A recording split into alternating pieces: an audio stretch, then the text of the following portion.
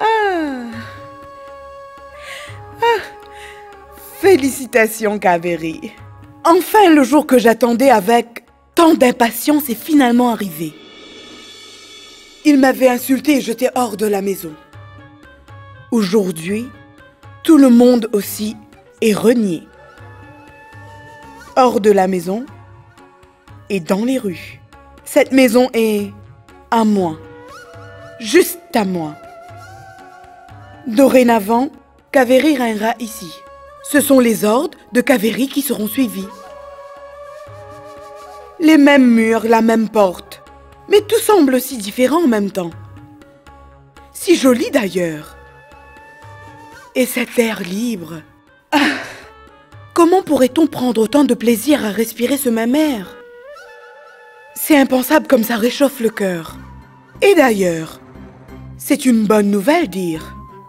Si tu sais comment diffuser les nouvelles, alors moi, je sais comment utiliser au mieux cette information.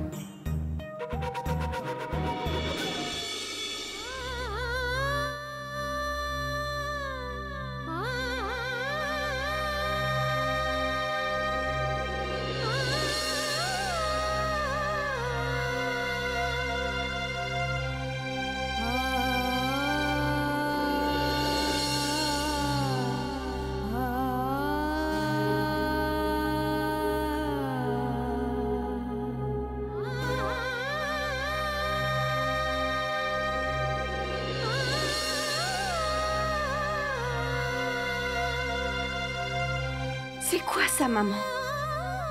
Alors Kaveri vous met à la porte et vous acceptez sans même vous défendre? Et vous vous laissez faire sans rien dire? Que pouvions-nous faire d'autre? Tu nous as appris à nous battre pour nos droits, maman. Et aujourd'hui, tu oses nous dire cela? Nous en parlerons à Samar. Non, Saloni, c'est inutile. Quel est donc l'intérêt de vivre dans une maison où personne ne nous respecte? C'est votre maison, maman. Non, ma fille. J'ai moi-même signé tous les papiers afin d'aider Samar financièrement dans son travail.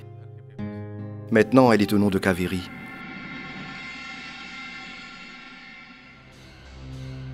Tant de choses se sont passées. Vous ne nous en avez pas informés? Il faut que l'on trouve un bon avocat. Je suis sûr que l'on peut trouver un moyen de s'en sortir. Ça ne sert à rien, Neil. Samar et Kaveri n'ont aucune pitié, mais il est trop tard. Mais nous ne pouvons pas les traîner devant les tribunaux. Oh mon Dieu. C'est donc cela ta faiblesse. Tu tolères la trahison et c'est pour cela que les gens agissent ainsi envers toi. Vous le dites souvent, n'est-ce pas? Que si l'injustice est un crime, alors accepter l'injustice est un crime encore plus grand. Narpat, vous devriez vous battre pour vos droits. Sachez que nous sommes tous avec vous.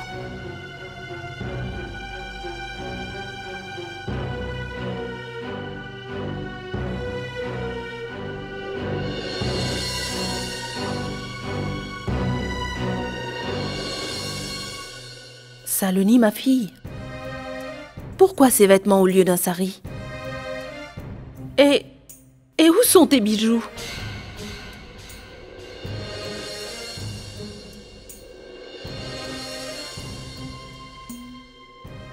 C'est vrai. Je n'avais pas remarqué cela. Pourquoi es-tu redevenue comme l'ancienne Saloni?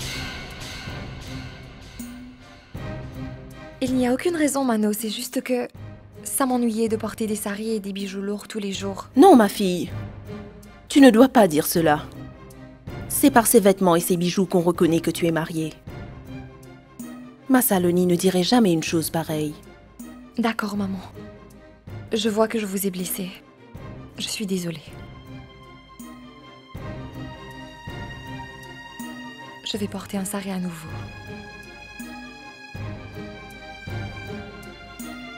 Il doit y avoir quelque chose qui ne va pas. Nous caches-tu quelque chose, Saloni? Je viens de vous dire qu'il ne se passait rien. Alors pourquoi tout le monde me questionne?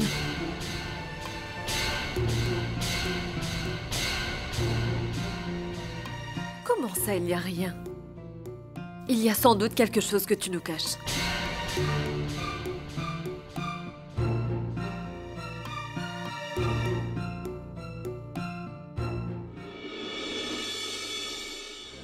Si tu n'en parles pas, alors promets-moi au moins que tout va bien.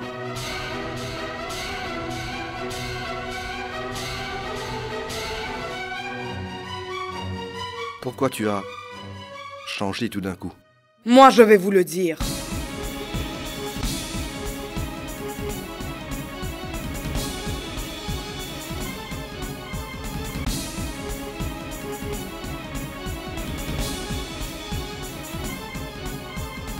Vous pensez que votre fille est très cultivée et pleine de valeurs, n'est-ce pas? Eh bien, aujourd'hui, cette même fille a quitté son mari, sa maison, et elle a même abandonné toute sa famille.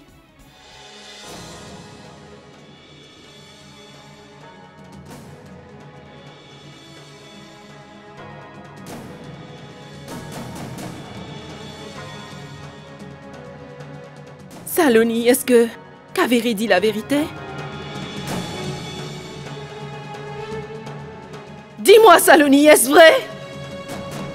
Dis-moi, quel est le problème?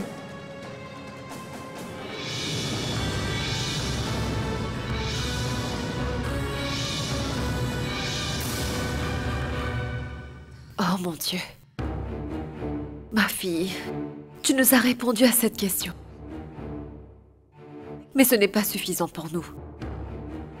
Il est très important que l'on sache ce qui s'est passé. Pourquoi as-tu quitté la maison? Ma fille, quelles sont les raisons qui t'ont poussée à faire un choix aussi drastique? Oubliez donc ça, Mano. Ma douleur fait maintenant partie du passé. Ma fille, qui peut dire qu'il ne souffre pas dans la vie? Mais nous ne pourrons vivre en paix jusqu'à ce que tu nous dises la raison pour laquelle tu as quitté la maison de ton mari. Désolée, Mano, mais tout ce qui s'est passé doit vraiment rester entre moi et ma belle famille. S'il te plaît, Saloni. Au moins tu peux juste nous dire pourquoi tu les as quittés.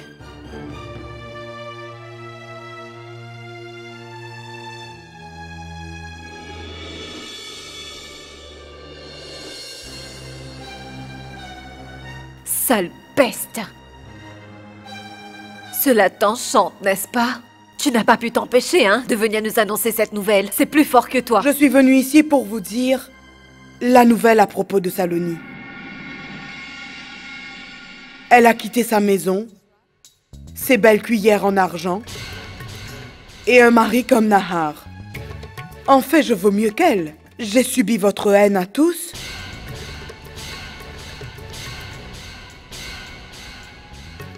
Mais au moins, moi, je n'ai pas quitté la maison.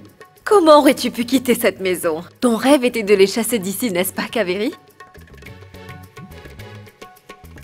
Et ton vœu a été exaucé. Mais crois-moi, Dieu ne te pardonnera jamais.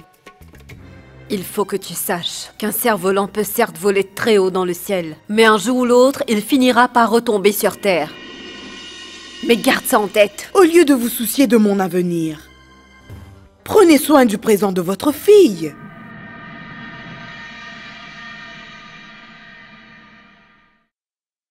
Elle aura plus besoin de vous que moi.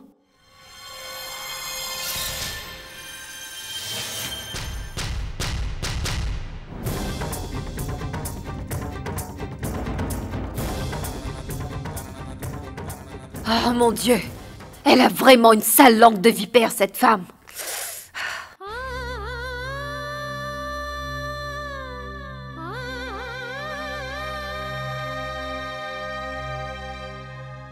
Quoi? Où sont-ils donc allés? Va savoir.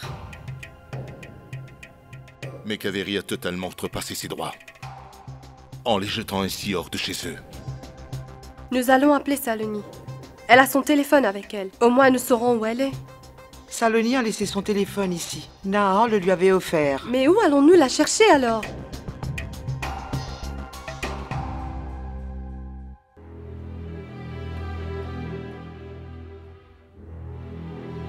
Où étais-tu? Je m'inquiétais. Faire revenir la raison à ta chère sœur. Je suis allée lui dire qu'il ne fallait pas prendre de si grandes décisions. Juste sur un petit coup de tête. Qu'est-ce qu'a encore fait Saloni? Eh bien, une chose inimaginable. Dis-moi clairement, Kaveri. Elle s'est enfuie et elle a quitté toute sa belle famille. Pense-y, Samar. Qu'est-ce que les gens vont raconter sur nous? Quel genre de fille habite cette maison? Je ne sais pas pourquoi Dieu se venge ainsi contre moi. Il m'a donné naissance dans une telle maison où les problèmes et la diffamation ne s'arrêtent pas. Pourquoi tu maudis ton destin, Samar? Je suis sûre que Saloni a dû faire quelque chose de mal. Sinon, ces pauvres gens choisent leurs belles-filles et les traitent comme des reines. Pas comme les gens d'ici, qui traitent leurs belles-filles comme une vulgaire moins que rien. Je suis sûr qu'elle a encore dû faire une bêtise. Elle est très têtue. Maman et papa l'ont trop gâtée, voilà le résultat aujourd'hui. Dieu ne lui a pas donné un très joli visage. Alors elle se comporte vraiment mal. Heureusement qu'elle n'est pas belle. Nahar.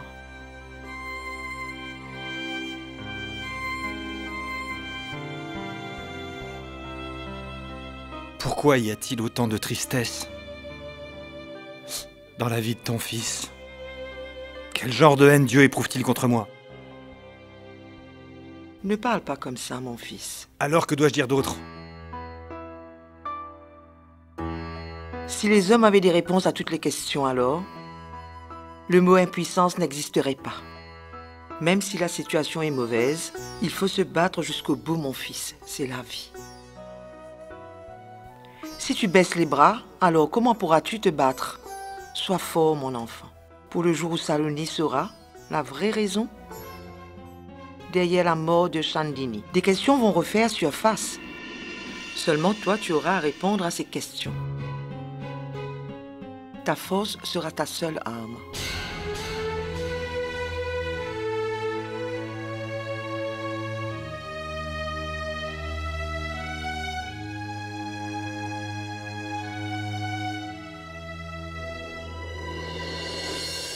Narpad, je sais que mon statut n'est pas vraiment élevé. Mais je suis moi aussi votre gendre, non? Nous serions heureux si vous venez rester avec nous dans notre maison. Mon fils, il ne s'agit pas là de ton statut. Tu as dit une très grande chose aujourd'hui. Même si les temps ont changé, ce n'est pas raisonnable pour les parents d'une fille de vivre sous le toit de sa belle famille. Oui, mais Mano, ce sont de vieilles croyances. Non, mon fils. Le monde a certainement changé. De nos jours, pour les parents, c'est dur de vivre avec leur genre sans faire jaser les gens. Mano a hélas absolument raison. Cher Neil, nous sommes très heureux qu'au moins tu aies pensé à notre bien-être, ce que notre propre fils Samuel n'a pas fait. Tu es prêt à faire tout cela pour nous. Nous nous souviendrons toujours de cette bien noble pensée.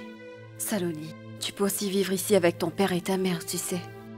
Fais comme chez toi, ma fille. Mais non, Mano. Pourquoi Saloni doit vivre ici? Elle a déjà un lieu pour vivre chez Nahal. Non, maman. Je ne vais pas retourner dans cette maison. Ma fille? Tu ne nous dis même pas quel était le problème? Et tu ne veux toujours pas retourner chez toi? Tu sais, Saloni, quand on vit dans une grande famille, des petites disputes entre mari et femme sont normales. Mais tu ne dois pas trop vite te formaliser. D'ailleurs, tu es une fille très sensée quand tu te calmes, Saloni. Si vous pensez que je suis une fille sensée, alors pourquoi me tenir tête? Je ne veux pas revenir en arrière.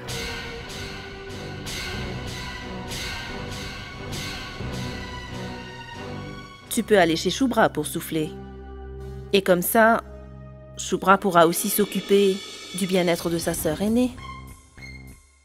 Jusqu'à ce que ça passe. Qu'est-ce que tu en dis, Shubra? Saloni peut venir habiter chez toi, n'est-ce pas? Qu'y a-t-il, Shubra? Saloni peut venir chez toi, n'est-ce pas? Bien sûr qu'elle peut venir chez nous, Amika. Saloni peut se sentir chez nous comme chez elle. Hein, Shubra? Moi, je dirais que tu dois résoudre tous tes différends et retourner dans ta maison. Maintenant, c'est ta vie. Tu fais comme tu le souhaites.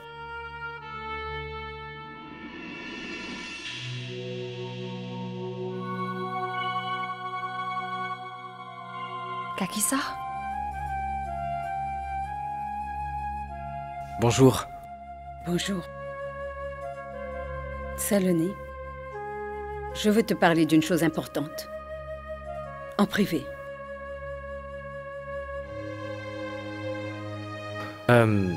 Vous pouvez vous asseoir, je vais rentrer. Non.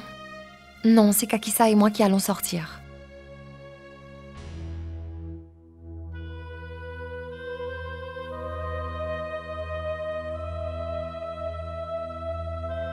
À partir du jour où tu as quitté cette maison, la maison est devenue triste et sans vie. Comment puis-je te dire? De tout oublier et de vivre avec ton mari comme avant. Ce même homme qui a tué sa première épouse. Je suis impuissante face à tout cela. Si je suis venue ici, c'est pour te chercher. Tu sais, Nahar est comme un fils pour moi. Mais je ne suis pas aveuglée par l'amour de mon fils, pour que je puisse oublier l'injustice qu'il a commise. Mais oui, je sais. Je reconnais que même moi, je suis coupable dans cette affaire. Je n'aurais pas dû les encourager et me taire ainsi. Je suis l'aînée, en dépit de savoir que je ne mérite pas d'être pardonnée. Aujourd'hui, je m'excuse auprès de toi. Et réellement, au nom de Nahar et de toute la famille, je te présente toutes nos excuses les plus sincères. Tout dépend de toi désormais, Saloni. Même si tu penses que nous sommes tous des égoïstes, s'il te plaît, essaie d'oublier. Ce n'est pas si facile, Kakissa. Après tout, je ne suis aussi qu'un être humain. Moi-même, je ressens une grande douleur après la blessure que votre famille m'a infligée. Vous êtes l'aîné. C'est pas très agréable de vous voir plaider. Mais je n'ai pas le courage d'accepter ni vos prières, ni la trahison. Et je ne reviendrai plus dans votre maison. Ce n'est pas ta perte, mais celle de notre famille. Nous n'avons pas pu valoriser une belle fille comme toi. Aujourd'hui, ta décision m'a brisé le cœur. Ainsi que mon honneur, tu sais.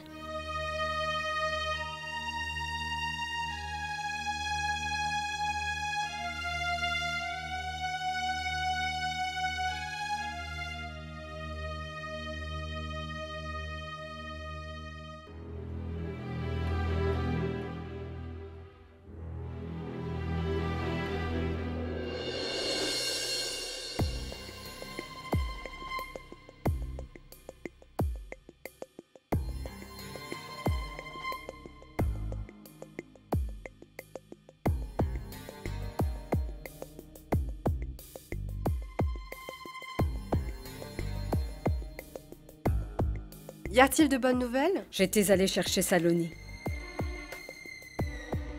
Mais je suis revenue seule. Je n'ai pas pu convaincre Saloni de revenir ici.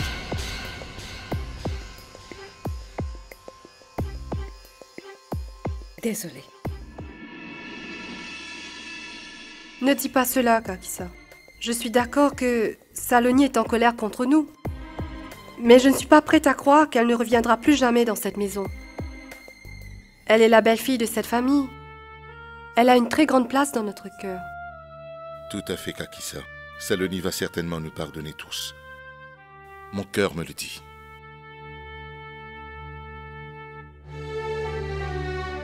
Écoutez, nous ne pouvons guère ignorer la vérité. Elle ne veut plus nous parler. Ni à Nahar, ni à moi non plus. Ni à aucun membre de cette famille. Nous irons parler avec les parents de Saloni. Nous leur demanderons pardon. Nous allons les convaincre. J'aimerais que ce soit possible. Pourquoi ce n'est pas possible? Et comment donc allons-nous leur faire face? De quoi allons-nous parler? Nous allons dire que désolé, nous vous avons trompé. Nous ne vous avons pas parlé du premier mariage de Nahar, c'est ce que nous allons dire?